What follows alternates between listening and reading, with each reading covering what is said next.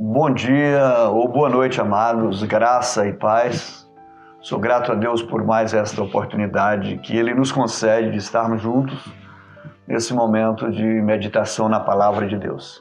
Conforme eu tenho dito em ocasiões anteriores, eu espero em Deus que, de fato, vocês continuem sendo fortalecidos, guardados, protegidos pelo Senhor, encorajados pelo Senhor, e que o coração de vocês de cada um de vocês esteja cheio de expectativas, de esperança de dias melhores. O texto da nossa meditação nesta oportunidade, ele se encontra no livro dos Provérbios, no capítulo 18, o versículo é o 21, que diz o seguinte: a morte e a vida estão no poder da língua. O que bem a utiliza, come do seu fruto. Pensando sobre isso, nesse texto que Deus colocou no meu coração para esta meditação, eu creio que em qualquer época da existência humana, nós somos julgados pelo que nós falamos ou deixamos de falar, pelo que nós fazemos ou deixamos de fazer. E se em algum momento tivermos a infelicidade de expressarmos mal ou de comunicarmos mal o que nós pensamos, e eu quero deixar bem claro que isso ocorre com todos, que existem esses determinados momentos, nós geramos a possibilidade de julgamentos, de críticas de toda espécie, boas e ruins. E eu pensando sobre isso, ainda mais nesse tempo em que é fácil acesso aos nossos registros do que nós falamos ou da própria nossa vida. As pessoas têm acesso muito fácil da forma como nós falamos, agimos ou reagimos a situações que estão gravadas, registradas ou nos nossos meios de comunicação, tipo rede social.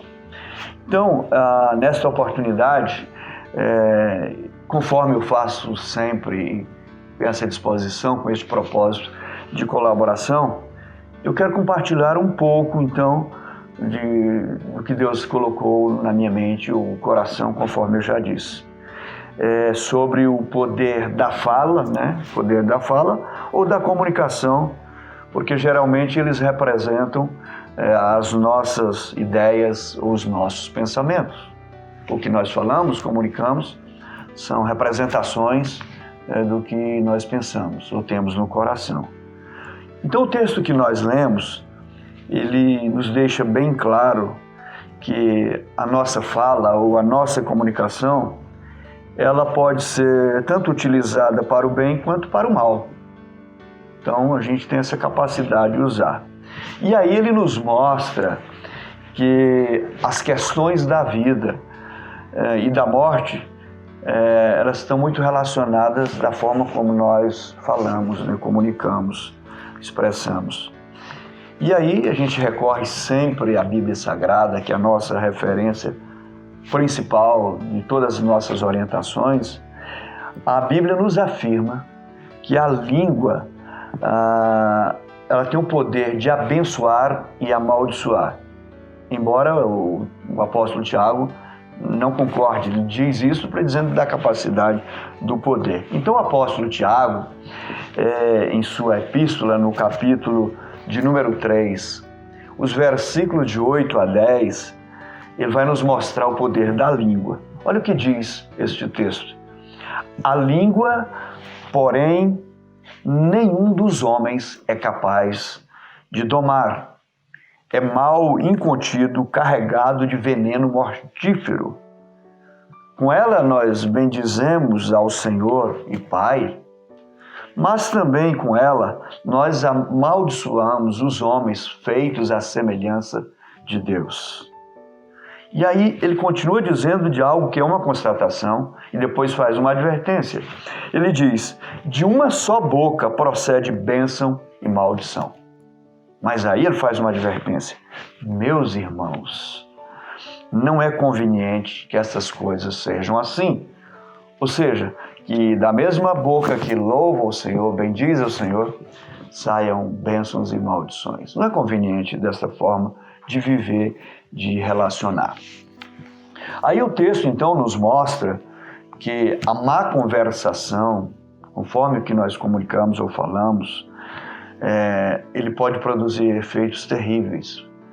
Por exemplo, blasfêmia pode produzir um efeito terrível porque você está falando de Deus, ou mexericos ou fofocas, que é bem conhecido, que pode desgastar ou devastar a vida de alguém, malícia no falar, malicioso, mentiras, que agora é muito comum, fake news, né?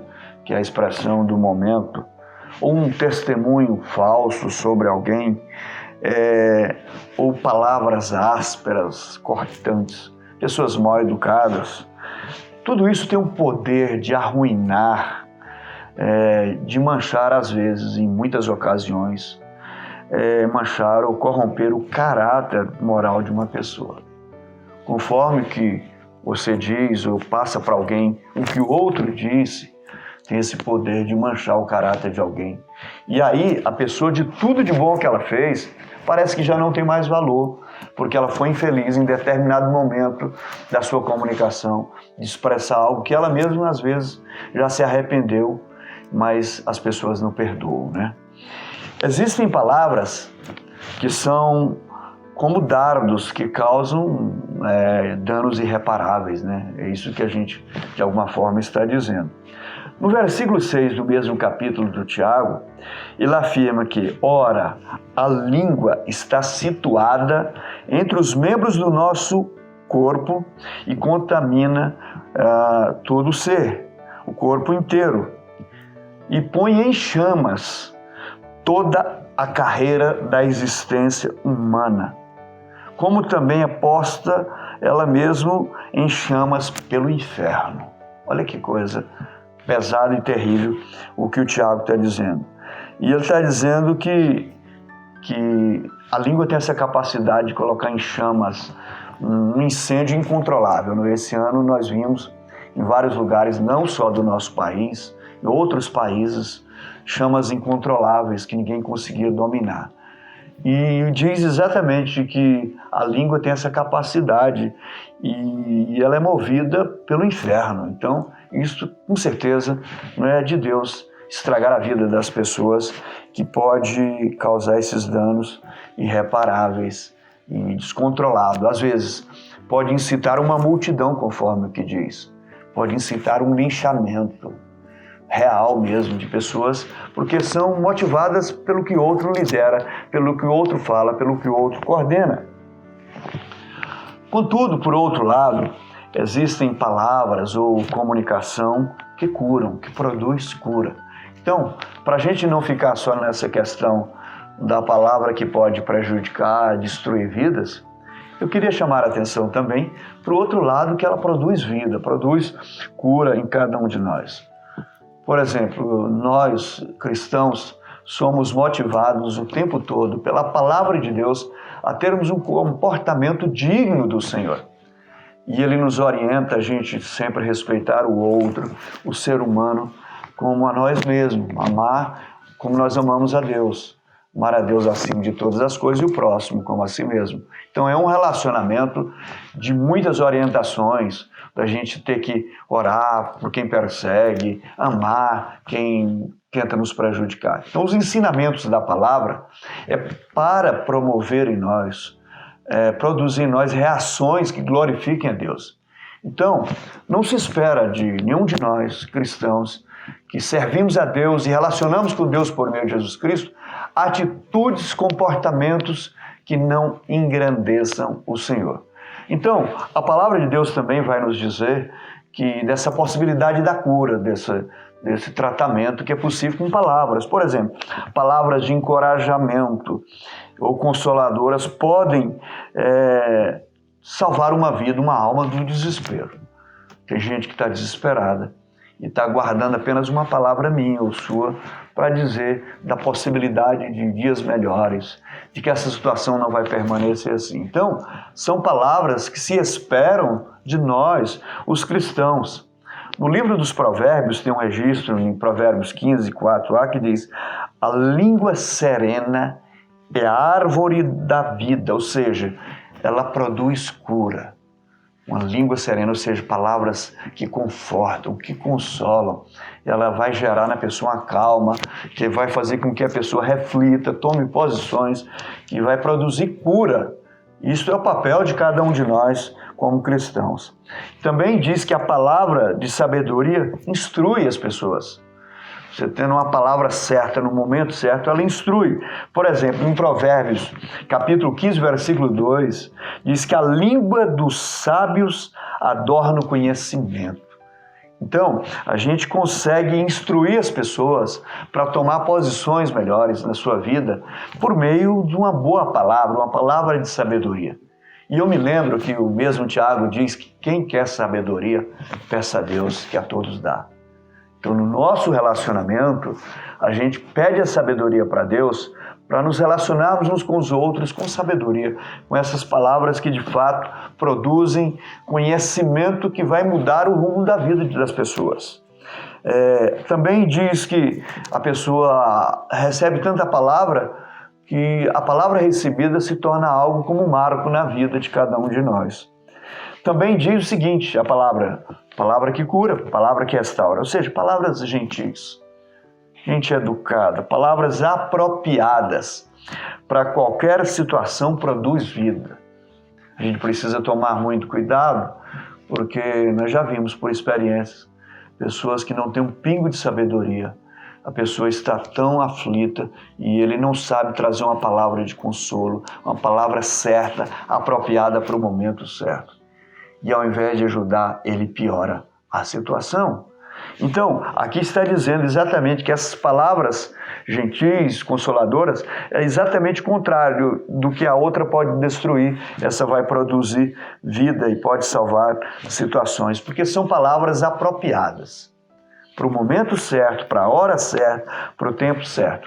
Em Provérbios 16, 24, diz o seguinte: palavras agradáveis são como favo de mel, doces para a alma e medicina para o corpo. Então, às vezes as pessoas precisam, e sempre precisam, dessas boas palavras que produzem um efeito maravilhoso. Muitas pessoas gostam de fazer visitas em hospitais. E eu me lembro que em uma boa época da minha vida, da minha juventude, a gente orientava as pessoas, os jovens, para fazer visitas. Mas a gente sempre tomava cuidado com o tipo de palavra, com o tipo de oração que a pessoa deveria fazer para produzir esperança, boas expectativas e não trazer a pessoa ou levar a pessoa ao desespero. Em Provérbios 25, 11 também diz: como maçãs de ouro em salvas de prata, ou seja, bandeja de prata, assim a palavra dita a seu tempo. O valor de tudo isso, ou seja, são palavras ditas em momentos oportunos, nesses momentos apropriados, conforme dissemos.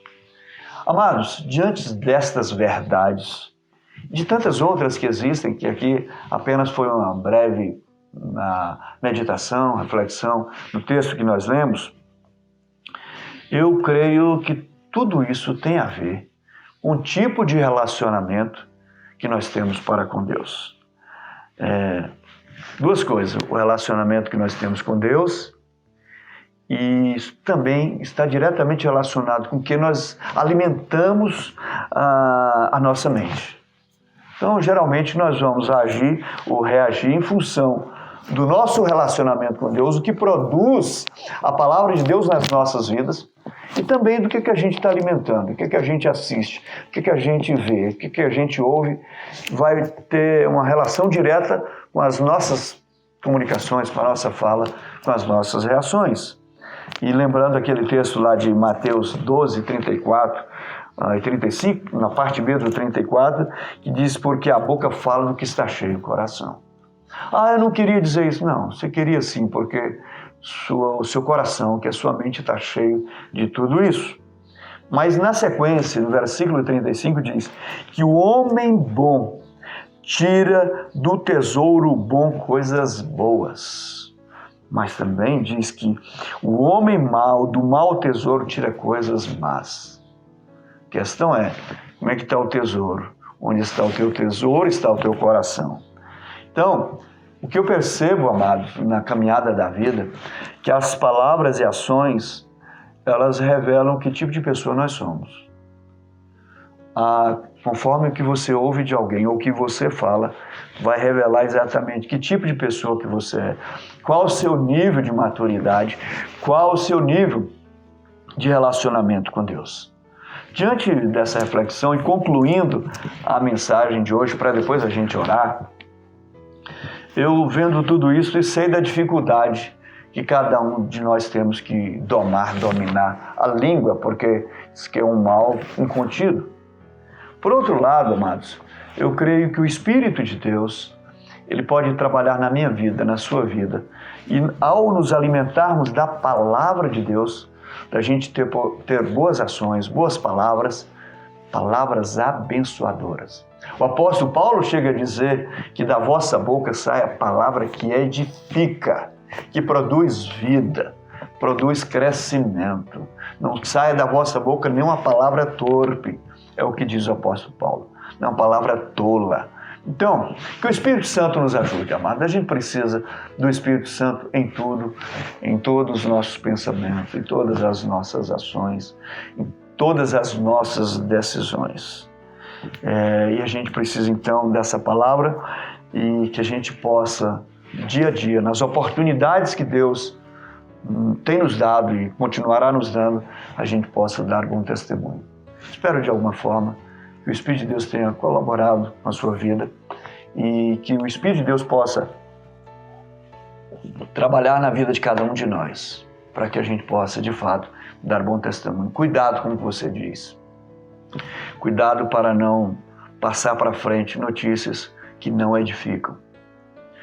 Mesmo que possa ser notícia que não seja mentira, uma fake news. Não passe. Analise primeiro. Isto vai edificar a vida do meu irmão ou do meu próximo, você passa. Se não, evite. Se por acaso você vê alguma atitude que você não pode colaborar, fique calado. Se alguém chegar até você por trazendo uma fofoca, por favor, não passe para frente. Isso não é papel do cristão. Por isso, amados, se você perceber que algum irmão também vacilou em alguma coisa, ore por ele, mas não transfira o ódio dos outros através da sua palavra. Então nós, como cristãos, temos que orar. Eu quero orar por você, orar pela minha vida, para que o Espírito de Deus continue trabalhando em cada um de nós. Pai amado, eu te dou graças em nome de Jesus Cristo, pela tua palavra que sempre nos edifica, nos conforta, nos orienta e nos consola. Pai, eu quero pedir por cada um de nós, por todos nós, que o teu Espírito Santo continue trabalhando nas nossas vidas, para que a gente tenha palavras edificadoras. Se porventura tem alguém que se sente um pouco abatido, destruído por palavras que recebeu, que não edificou, Pai, em nome de Jesus, abençoe esse amado, essa amada, para que ele possa entender que uma palavra que produz vida é a palavra do Senhor. Abençoe a cada um, produzindo cura no físico, na alma, e que cada um de nós possamos, de fato, dar bom testemunho. Que seja assim para a glória do teu nome. Amém. Deus te abençoe, Deus abençoe a todos nós, fique na graça e na paz de Jesus, e até a próxima ocasião.